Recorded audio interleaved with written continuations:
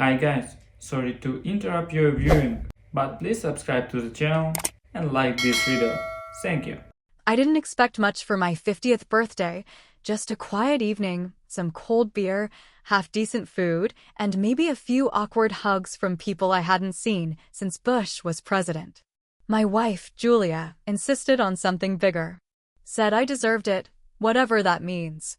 So we booked out the back room of Eau d'Oilers, you know the place, wood paneling, fake brass lights, the kind of joint that smells like spilled whiskey and burned regrets.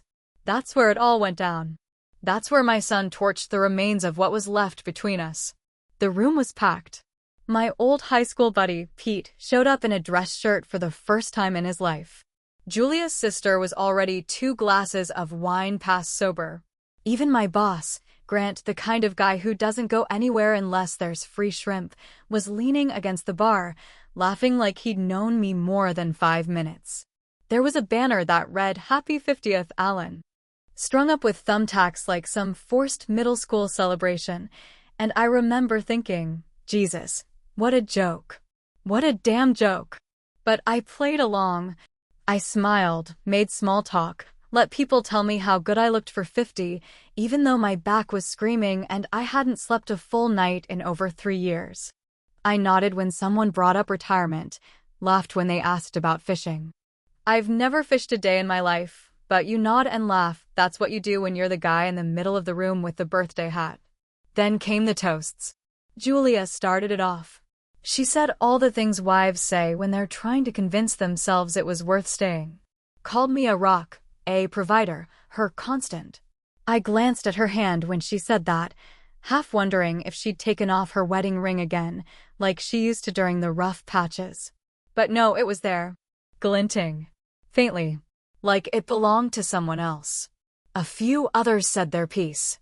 Pete told some ridiculous story about us stealing a road sign when we were 17, and everyone laughed, though no one really cared. Even Grant muttered something vaguely positive, probably worried I'd ask for a raise if he didn't. And then came Chris. My son. My only kid.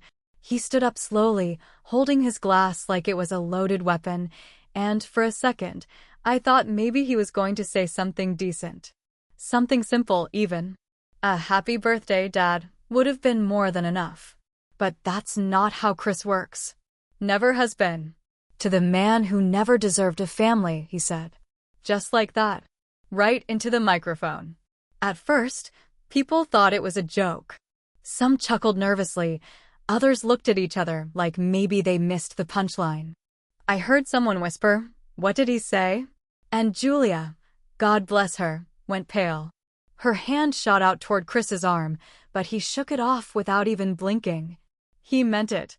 He meant every goddamn word. To the man who worked too much, said too little, and gave less than he ever took, Chris continued, his voice rising like it was something he'd been holding in for years. To the guy who chose silence over truth, distance over love, work over being there. This toast is for you, Dad. Congratulations on 50 years of missing the point. You ever been slapped without being touched?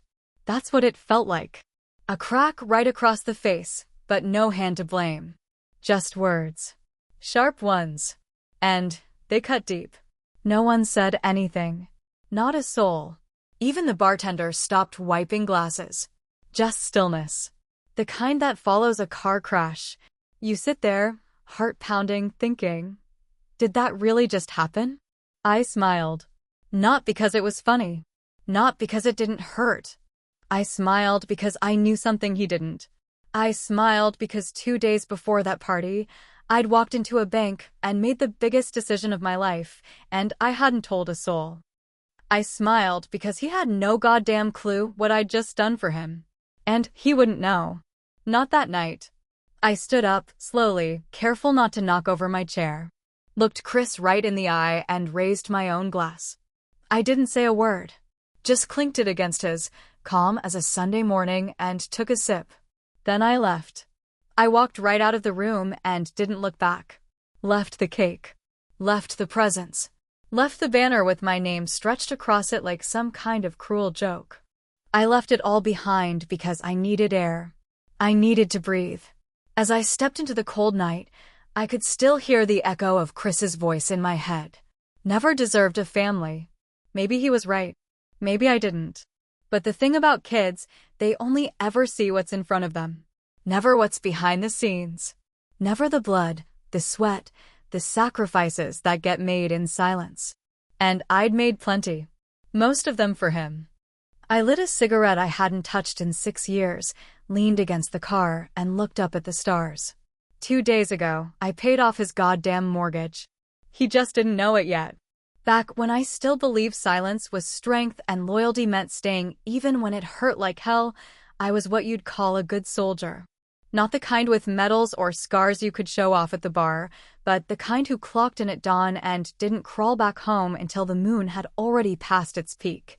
The kind who swallowed the bad days and kept his mouth shut because some part of him thought that's what a real man does. Provide, protect, persevere no matter how many pieces fall off you in the process. Chris was 16 the day it all burned down. He was a tall, quiet kid back then, already carrying that weight between his shoulders like he knew too much about disappointment for someone who hadn't even grown a full beard. I remember him sitting on the porch with those headphones jammed into his ears, pretending not to hear the yelling inside. But he heard it all, and what he didn't hear, he imagined, which in some ways might have been worse. Julia and I were already fractured before the truth spilled out. Little lies and long silences, the kind that sneak into a marriage and take up space between every word. But when I found out she was cheating, and not just once, not just some one time, drunk mistake at a work party, but a full-blown, months-long thing with some goddamn real estate broker named Don, something inside me cracked in a way that never quite healed. But I didn't scream. I didn't punch a wall or throw her stuff into the yard. I just sat there at the kitchen table, staring at the bill for Chris's school trip to DC, and wondered if the trip was still worth paying for. That was the moment I decided I'd take the hit. I wouldn't tell Chris the truth. He loved his mother, worshipped her. Still does, I think. And no matter how angry I was, I couldn't rip that out of him. That kind of love, that blind, pure kind only lives in kids, and once it's gone, it never grows back. So I let him hate me instead. Let him believe I was the one who walked away, the one who gave up. Julia didn't correct the story, of course. She let it twist in his head like a nail being driven in sideways. And I stayed quiet. Like a good soldier. Like a goddamn fool. I started picking up night shifts at the warehouse. On paper, I was working 18 hours a day, 6 days a week, which adds up to over 125 hours a week. Do the math if you want, but the point is, I was never home. Not really. I missed dinners, missed school plays, missed birthdays. And every time I did, I told myself I was doing it for Chris. I told myself I'd understand someday. That someday I'd look back and see the full picture. But that day never came. Or maybe it did, and he just chose not to look. The hardest part wasn't the hours or the physical toll, though both were enough to turn my spine into a roadmap of pain. The hardest part was coming home and hearing that boy, my boy, slam his bedroom door like I was the enemy. Like I was the one who broke us. I wanted to scream, to tell him that his perfect mother had been sneaking around behind my back while I was breaking mine to pay the bills. But I didn't. I let him have his illusion, even though it cost me every ounce of peace I had left. Years passed. He moved out, got married. Had 2 kids, both of them bright and beautiful, thank God. We had the kind of relationship where birthdays got you a stiff handshake and Christmas involved gift cards with no messages. Nothing ugly, nothing loud. Just cold, polite, civil if barely. He called me Dad out of habit, not affection. I could live with that. I'd learned how to live with less. But then 2 weeks before my 50th birthday, I got a phone call from an old friend of mine, Mike Carlson, used to own that beat-up car shop over on Route 12. Said he'd heard Chris was drowning in mortgage payments, that the house was on the edge of foreclosure, and Chris hadn't told a soul, not even Julia. He was too proud. Just like me, I guess. I didn't think about it long. I had something stashed away, not a fortune, but enough. Plus, there was the Mustang. My dad's old '68 fastback, the one he taught me to drive in, the one I used to polish every Sunday morning while Chris ran around in the yard with a plastic football. That car had sat in my garage for over 20 years. I always told myself I'd fix it up, but deep down I knew it was just a shrine to a time I couldn't get back. I made a call, found a buyer, got a damn good price too, not collector perfect, but enough to pay off a house if you know the right people. And I did. Quietly. Through Mike. Set up the whole thing to make it look like a legal mix-up or some anonymous donor. Chris would get the deed in the mail, paid in full, and he'd never know who did it. It was the most I'd done for him in years, and the only thing I asked for was silence. No thanks. No recognition. Just peace. That was 2 days before the party. Before the toast. Before he stood up in front of everyone and burned me to the damn ground with a smile on his face. And still, I didn't tell him. Not yet. Because part of me wanted to see if he'd figure it out. If some sliver of that boy I raised still existed somewhere under the grown man full of blame and bitterness. I don't know if that makes me noble or pathetic, but I do know this. The thing about being a good soldier is that eventually, you stop knowing who the war is really with. Them. Or yourself. The Mustang had been sitting under a dusty tarp in the back corner of my garage for more years than I cared to count, surrounded by boxes of old photo albums, rusted tools, and forgotten promises. Every time I opened that creaky garage door, it was like stepping into a shrine built for a man who died before he could finish showing me how to be one. My father bought that car new in the summer of 1968, back when America still believed in winning wars and families still had dinner together every night. He taught me how to drive stick in that car, cussed me out the first time I stalled it, and cried in it the day I left for college, though he'd never admit to either. After he passed, I kept it like a relic, like some holy object too sacred to touch, let alone sell. But things change, and people change, and after the warehouse laid me off last year, I knew I had to let something go before the whole house fell apart. I didn't touch the Mustang then, not yet, but the idea planted itself like a bad tooth you try not to mess with but keep tonguing anyway. When Mike Carlson called me with the news about Chris's house, about the bank breathing down his neck, and the foreclosure letters stacking up in his mailbox like bills from a past he didn't want to admit, I knew exactly what I had to do. Chris never told me. Not one word. No call. No text. He was drowning, and I guess the idea of me throwing him a lifeline was more insulting than the idea of losing the roof over his kids' heads. That's pride for you. It eats you slowly, but always starts with the mouth. I could have ignored it. I could have told myself it wasn't my problem, that if he was too proud to ask, then he deserved whatever the bank had in store. But I couldn't do it, not to the kids. Not to him, even if he hated me. That's the curse of being a father. Even when they spit in your face, you wipe theirs clean. So I called Mike again. I told him I had something that might fetch the money, but it had to be quiet. No names. No connections. Just the cash and the deed. He didn't ask questions, Mike never does, and by the next morning, I had a buyer lined up. Some rich collector from upstate who didn't give a damn about sentimentality, just wanted a slice of Americana he could polish and park in his showroom. We struck a deal over the phone, and by Friday afternoon, a flatbed was hauling away the last physical piece of my father that I had left. The day I sold the Mustang, I didn't say a word to anyone. Not to Julia, not to Pete, not even to the mirror. I just walked back inside the house like I hadn't just gutted myself for a son who couldn't stand the sound of my name. That night, I poured myself a glass of bourbon I'd been saving for a better day, sat in the recliner, and stared at the garage door like it might open up and bring my father back to slap some damn sense into me. But the next morning, I felt something I hadn't in years, clarity. Like all the noise in my head had finally shut up for a second. I mailed the cashier's check directly to the bank through Mike's business account. Anonymous. Clean. Chris would get the papers within the week, showing his mortgage paid in full. No name attached. No one to thank. Just relief. I thought about writing him a letter. Something simple.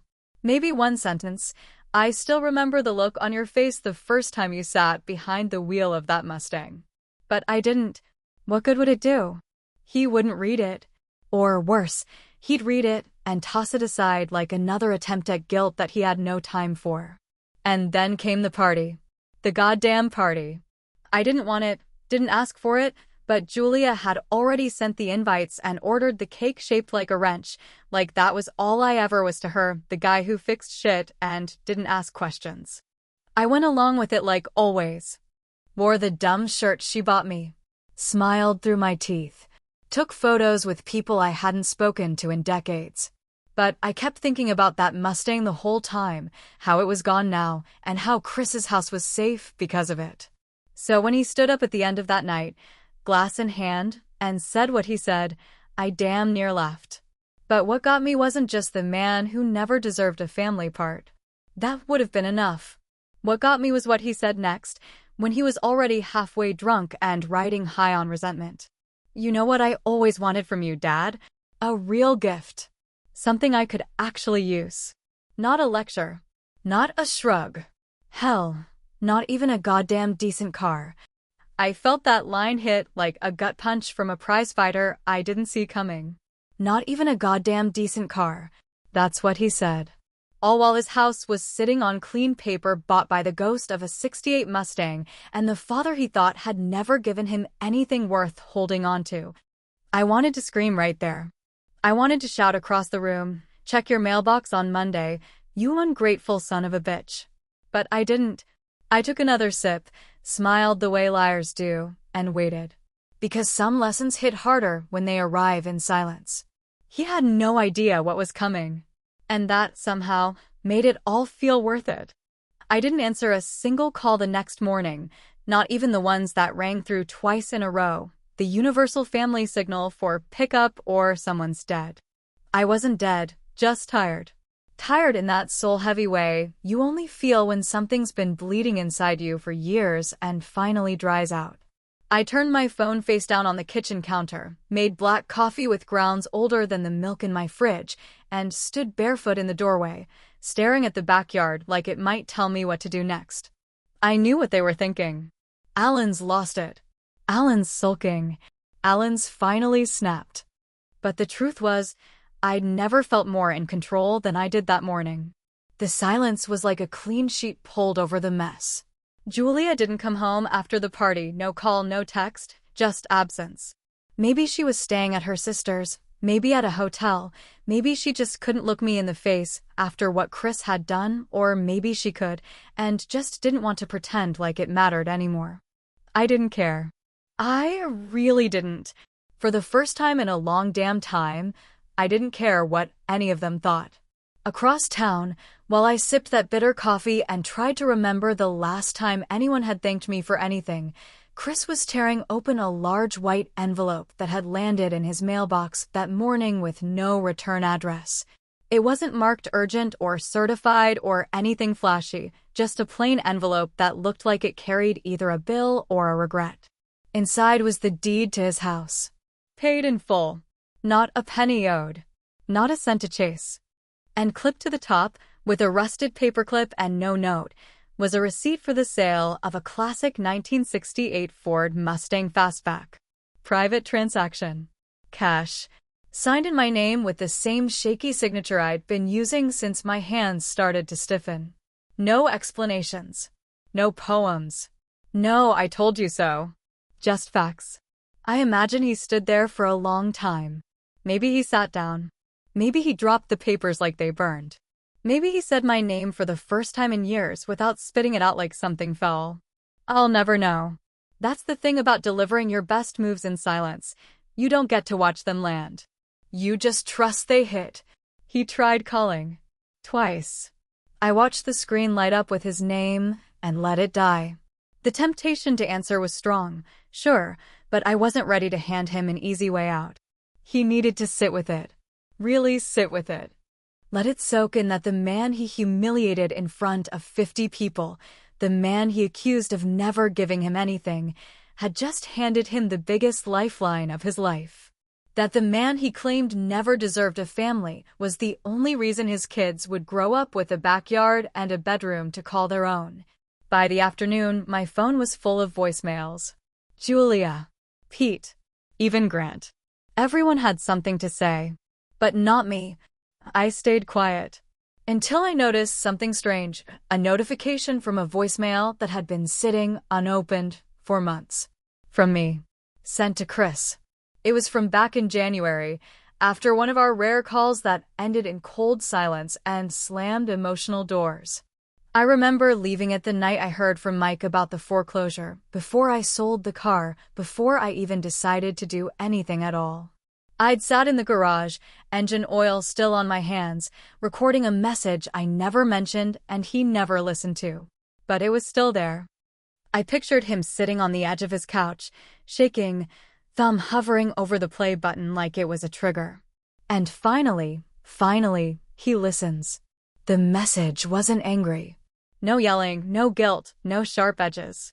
Just me, tired, quiet, and honest in the way I hadn't been since he was a boy and still believed I could fix everything with duct tape and a full tank of gas. Hey, Chris. Look, I know I'm not the easiest man to love. Hell, I'm probably not even top 10 on the list of people you respect. But I just wanted you to know. I remember the little things. The way you used to sit in the Mustang with your hands on the wheel, pretending to drive to California. The time you asked if we could fix it up together. I said maybe someday. And I meant it. But life had other plans. There was a pause in the recording. Long enough to feel like a goodbye. I just hope, when you look around, you realize I never wanted credit. Just peace. For you. For them. That's all I ever wanted. That was it. No signature. No dramatic close. Just the ghost of a man still trying to be a father to someone who'd long stopped being a son. And I knew, in that moment, the game had changed. All the pieces were still on the board, sure, but I'd made my move. One that couldn't be undone or ignored. This wasn't about forgiveness or redemption. It was about truth. Delivered in silence. And now the ball was in his court. Chris would never be able to unhear that voicemail. Just like he couldn't unsign those mortgage papers or unsee the receipt with my name on it. Whatever story he'd been telling himself about me, the cold, distant, selfish father, had just been shattered into 1,000 pieces. And all I had to do was wait. Checkmate. The house was too quiet, the kind of silence that doesn't soothe, but instead reminds you of every word you should have said, and every damn word you wish you could take back. Chris sat at the kitchen table, the one where his kids usually threw cereal at each other in the morning and his wife sometimes left little notes scribbled on napkins. But tonight, there were no notes, no noise, and no one moving in or out of the room except him. The papers sat in front of him like a confession he wasn't ready to read again, the deed, the bank letter, and the goddamn receipt that proved everything he believed about his father was wrong.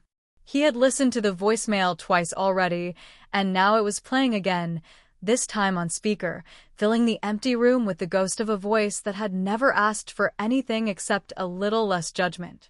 Hey, Chris, the voice said again, low and tired, the kind of tired that comes from years of carrying things that no one else ever sees. Look, I'm not calling to lecture or dig up the past. I know we don't talk much these days, and I get it. I'm not trying to make you feel anything you're not ready to feel. I just wanted to say a few things. Just once.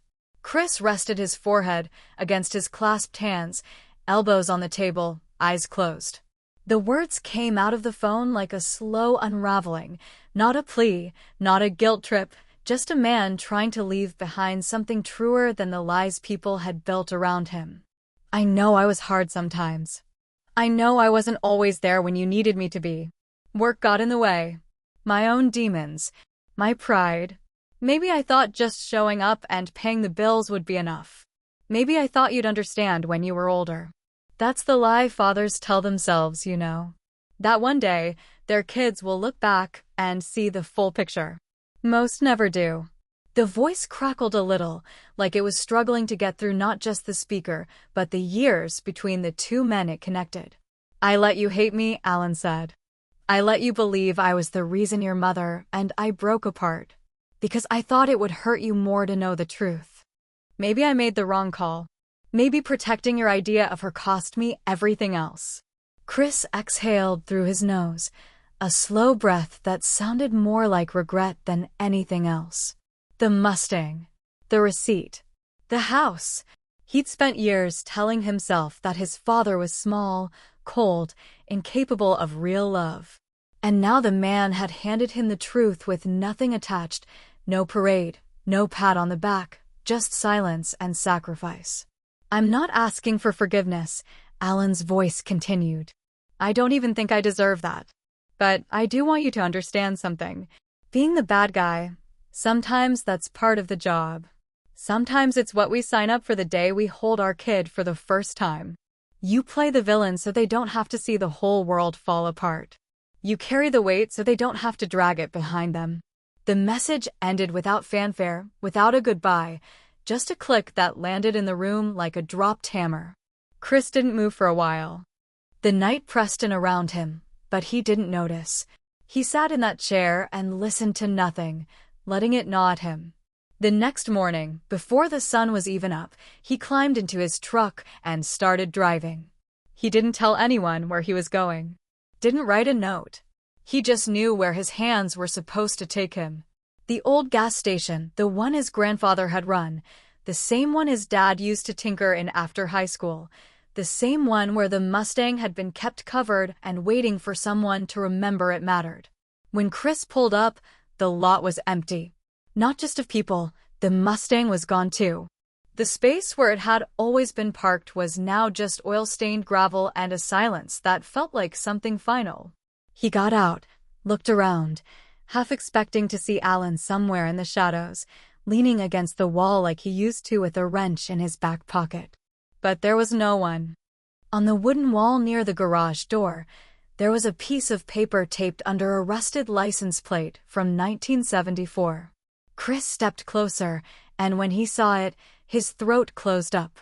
It was a photo, old, a little curled at the corners, of him as a kid sitting in the front seat of the Mustang, hands gripping the wheel, a wild grin stretched across his face, like he believed he could go anywhere. Underneath the photo, in black marker, written in the rough, familiar handwriting of someone who never finished high school but never stopped learning the hard way, were 7 words. "You always had the keys, son. Always." Chris stood there a long time, long enough for the sun to rise behind him and throw shadows across the gravel. The kind of morning that brings no answers, only more questions.